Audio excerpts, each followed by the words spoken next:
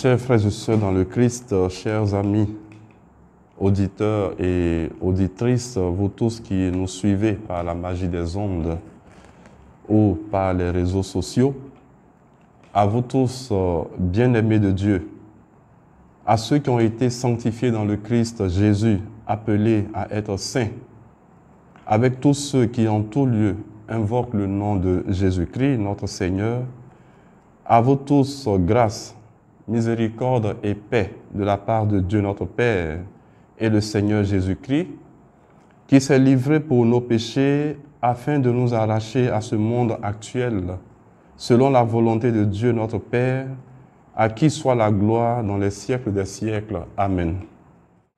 C'est avec ces mots de l'apôtre Paul, tirés de la lettre aux Galates en son chapitre 1er, les versets 4 à 5, que je voudrais m'adresser à tous dans le cadre du cycle de conférences mensuelles initié par le couvent Saint-Dominique à Abidjan.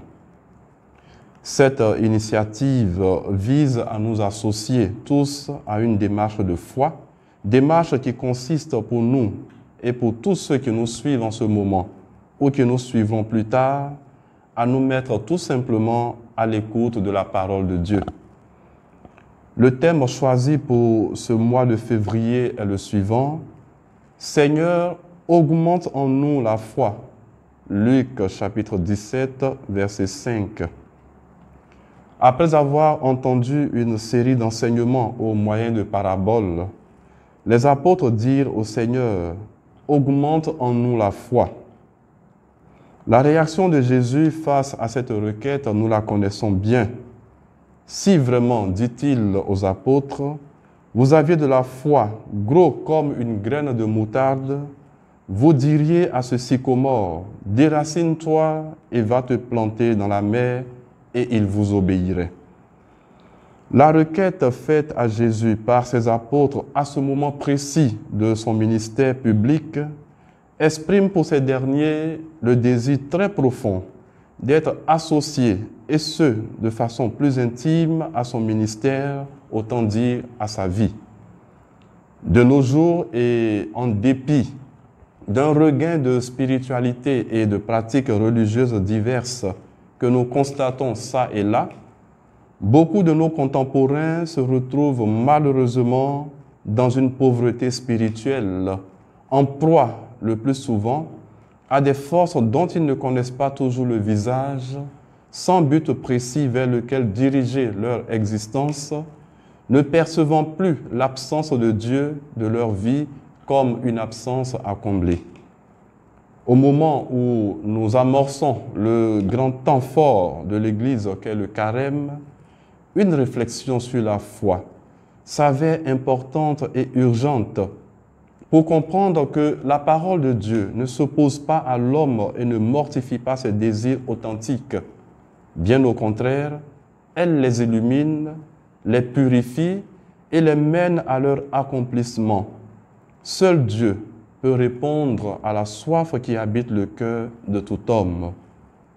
Dans sa lettre apostolique Porta Fidei, la porte de la foi, promulguant l'année de la foi, du 11 octobre 2012 au 24 novembre 2013, donnée à Rome près de Saint-Pierre le 11 octobre 2011, 7e année de son pontificat, le pape Benoît XVI soulignait déjà l'importance et l'urgence de redécouvrir le chemin de la foi pour mettre en lumière, de façon toujours évidente, la joie et l'enthousiasme renouvelés de la rencontre avec le Christ. Porta Fidei numéro 2. La conférence de ce mois de février s'inscrit bien dans cette dynamique de la rencontre avec le Christ, dynamique qui est celle même de la démarche des apôtres qui, s'adressant au Maître, lui demandent d'augmenter en eux la foi. Et cette démarche que nous nous approprions aujourd'hui nous situe sur cet essentiel de toute vie chrétienne, à savoir la foi. Tout au long de cette conférence, tout en considérant un contexte sociopolitique et religieux qui se trouve être celui de la plupart des hommes, de nos États et de nos communautés d'Église, nous aurons à cœur de reprendre et de méditer sans cesse la requête des apôtres, qui nous permettra de redécouvrir le contenu de la foi professée, célébrée, vécue et priée, et de réfléchir sur l'acte lui-même par lequel nous croyons et qui constitue en fait un engagement. Première considération, spécificité et situation de l'Église dans le contexte général du monde d'aujourd'hui. Pourquoi commencer cette conférence par une réflexion sur la spécificité de l'Église et sa situation dans le monde aujourd'hui? La réponse à cette interrogation a été esquissée dans l'introduction par laquelle nous avons ouvert cette conférence.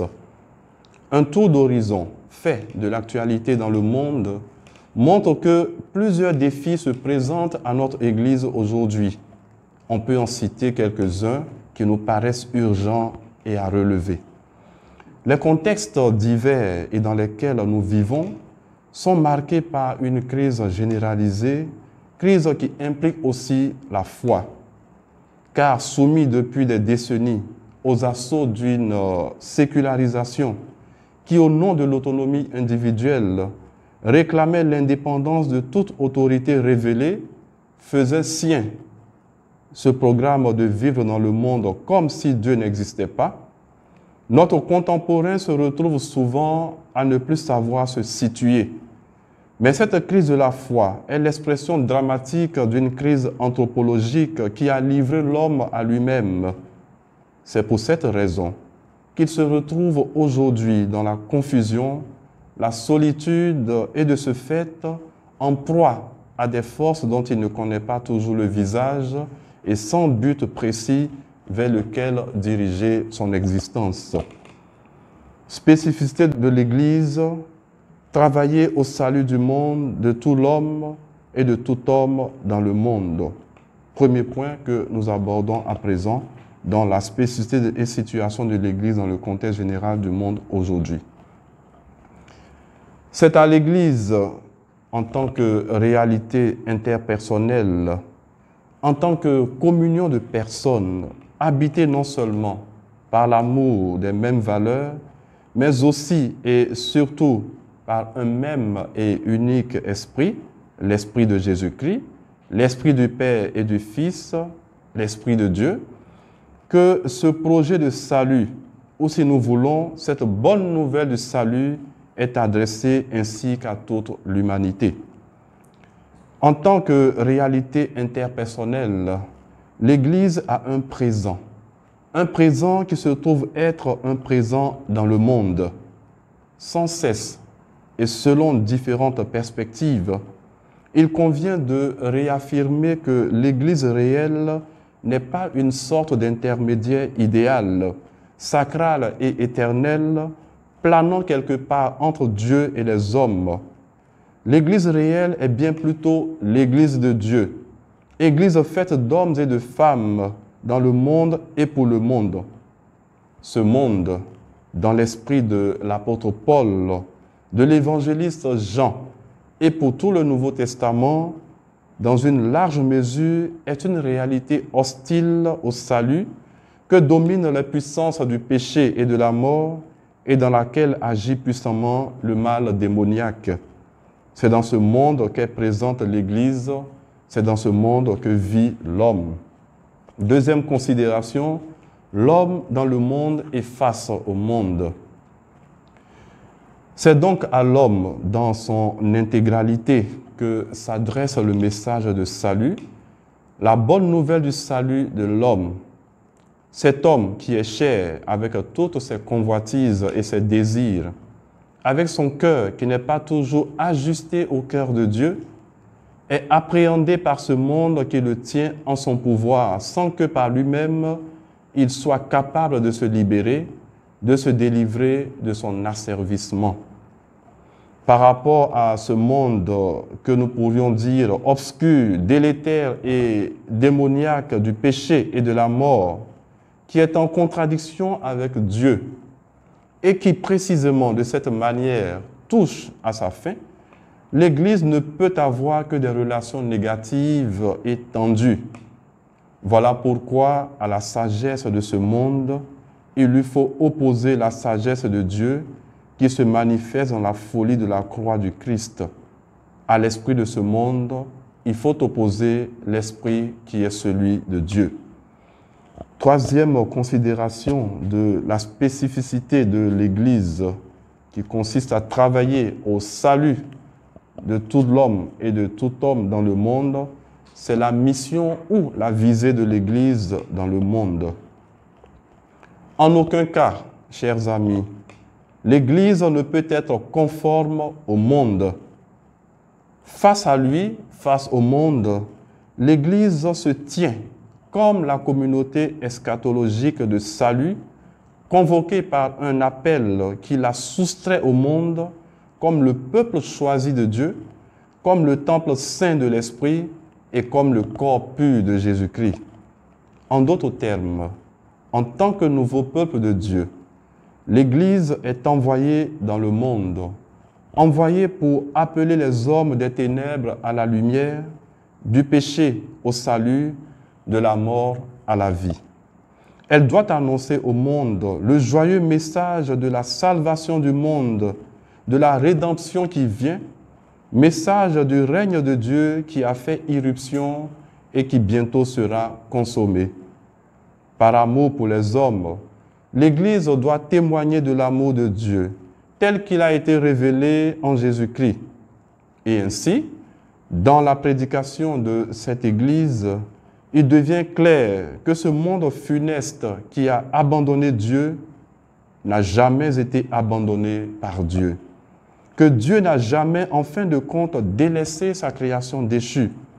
Qu'elle est restée, même en tant que perdue, le monde qui appartient à Dieu et que l'Église doit aller chercher pour le rapatrier dans le Christ pour Dieu.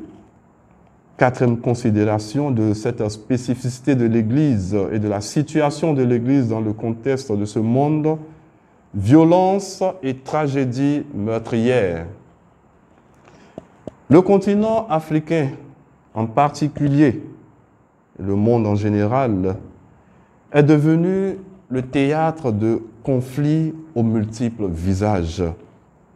Violence, barbarie des crimes, massacre des populations, viol, enlèvement de tout genre et même prisonniers transformés en esclaves sexuels, destruction des cultures, du petit et du gros bétail, destruction des points d'eau et des habitations, utilisation cynique des enfants soldats, cruauté sans nom à l'égard des populations, eh bien, sont devenus le quotidien de la plupart des peuples africains.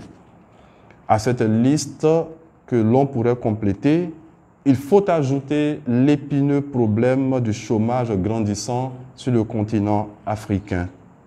Cinquième considération de ce contexte général qui se présente à l'Église, le foisonnement des sectes. Le foisonnement des sectes est un fait remarquable, un fait qui caractérise le paysage religieux de l'Afrique. Ce phénomène résulte à la fois de la recherche d'une religion et d'un bonheur facile, de la recherche d'un remède contre le sentiment d'insécurité, citons par exemple la sorcellerie, et de l'ignorance religieuse qui pousse les masses crédules à courir çà et là vers les nouveautés et le miraculeux. La course aux sectes et aux religions de la prospérité est le penchant au gain facile et à la corruption. Les bishops, apôtres, prophètes ou évangélistes autoproclamés remplissent les lieux publics, endormant les consciences et démobilisant malheureusement les chrétiens ou autres chercheurs de Dieu, des tâches qui pourraient aider à construire une société où l'on puisse s'épanouir. La religion ainsi appréhendée est devenue comme non seulement un fonds de commerce, mais aussi un lieu où les hommes sont manipulés à la guise de ces pseudo-prophètes ou évangélistes des temps modernes. Face à ce contexte délétère et dégradant de l'homme, notre monde a besoin d'hommes et de femmes qui professent la foi en Dieu comme un véritable engagement au service de l'épanouissement des hommes. Deuxième point de notre méditation, notre réflexion sur le thème qui nous est proposé, eh bien, la notion de la foi ou le dialogue de la foi. Dans la demande des apôtres, augmente en nous la foi, on retrouve à la fois une profession de foi et un dialogue. C'est au Seigneur que cette demande est adressée, car lui seul a le secret de la connaissance du Père. Lui seul est capable de les introduire dans la connaissance et la vérité de son Père. Confère Jean, chapitre 8, verset 19, verset 55. Lui seul peut leur permettre de grandir dans cette dynamique de foi en Dieu. Jean, chapitre 8, verset 42. En effet, la foi, écrit le pape Benoît XVI, grandit et se renforce seulement en croyant. On ne croit jamais tout seul. Si la foi est le résultat d'un chemin à faire, ce chemin est bien toujours le fruit d'une vie de relations et d'expériences de communauté qui nous permettent de saisir l'Église comme le premier sujet qui croit et qui transmet la foi de toujours. Confère Porta Fidei numéro 7. L'appel de l'amour se fait humble pour que l'autre grandisse et devienne à son tour capable d'aimer. Dieu, c'est celui dont la parole fonde toutes nos rencontres. Celui dont la parole fonde non seulement nos rencontres, mais aussi nos dialogues et notre vie. Il est pour ainsi dire en lui-même dialogue fondateur. En ce sens, toute relation ne peut être possible que par cet appel de l'amour, cet amen de Jésus, selon l'expression de Pierre Claverie. Autrement dit, si Dieu est communion, tout ce qu'il crée est communion. Par conséquent, tout être est de communion et pour la communion. Pierre Claverie, Petit traité de la rencontre et du dialogue, page 82. L'être et la vie sont nés de cette rencontre d'amour qui s'articule autour de deux mouvements, à savoir la révélation de Dieu à l'homme et la réponse de l'homme à Dieu. Première considération de la notion de dialogue de foi ou le dialogue de la foi, la révélation de Dieu. Dans sa bonté et dans sa sagesse, Dieu se révèle à l'homme. Par les événements et par ses paroles, il se révèle lui-même ainsi que son dessein de bienveillance qu'il a établi de toute éternité dans le Christ en faveur des hommes. Ce dessein consiste à faire participer, par la grâce de l'Esprit Saint, tous les hommes à la vie divine pour qu'ils soient fils adoptifs en son Fils unique. Dès l'origine, en effet, Dieu s'est manifesté à nos premiers parents, Adam et Ève, et il les a invités à une communion intime avec lui, communion que la chute de ces derniers a rendue fragile. Mais Dieu n'a pas interrompu sa révélation et il a promis le salut pour toute leur descendance. C'est ainsi qu'après le déluge, il a conclu avec Noé une alliance entre lui et tous les êtres vivants.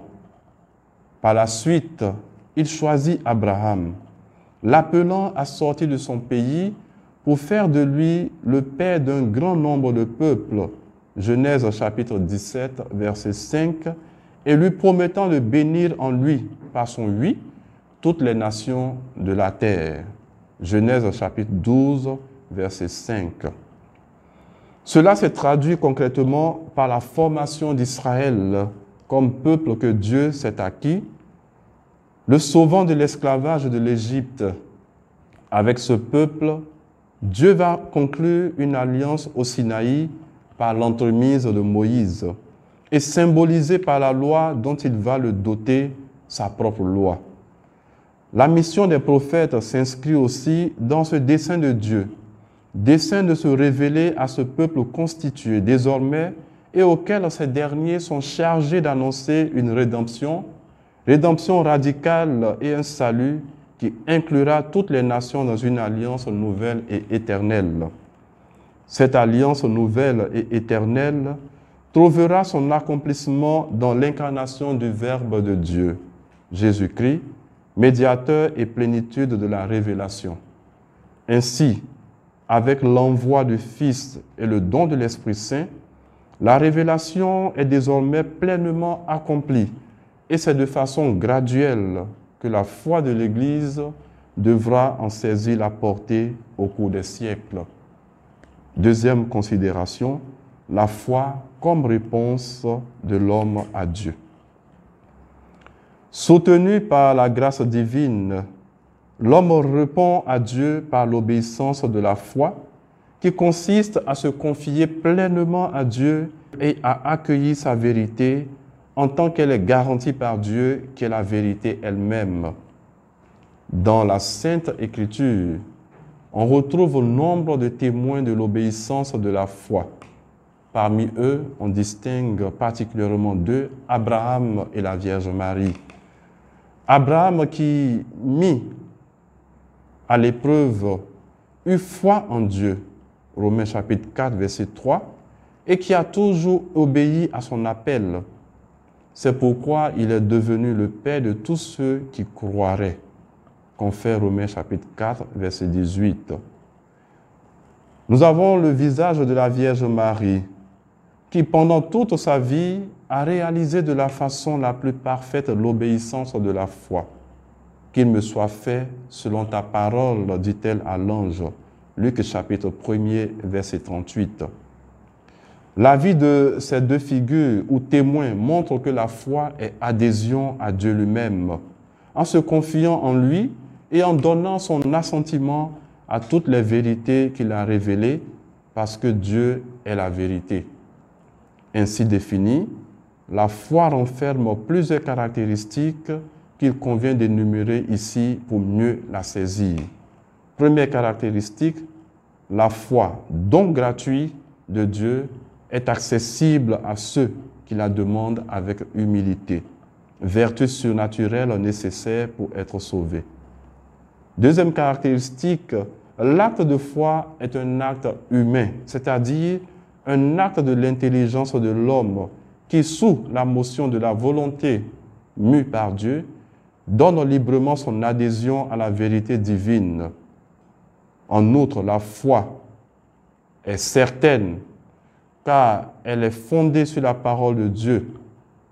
La foi est agissante, une autre caractéristique, par la charité. Confère Galates chapitre 5, verset 6. La foi, pour tout dire, grandit en permanence grâce en particulier à l'écoute de la parole de Dieu et à la prière. Dès à présent, elle donne l'avant-goût de la joie du ciel. Chers amis, que conclure?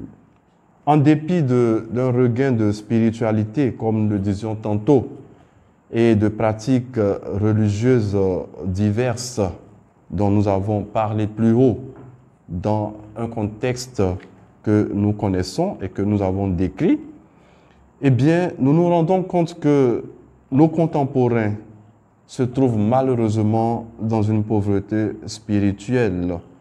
Nous l'avons dit, ils sont en proie le plus souvent à des forces dont ils ne connaissent pas toujours le visage, des forces qui s'emparent d'eux. Ils n'arrivent pas toujours à donner un but précis vers lequel ils pourraient diriger leur vie. Dieu a comme disparu de leur vie. Ils ne perçoivent plus l'absence de Dieu de leur vie comme une absence à combler.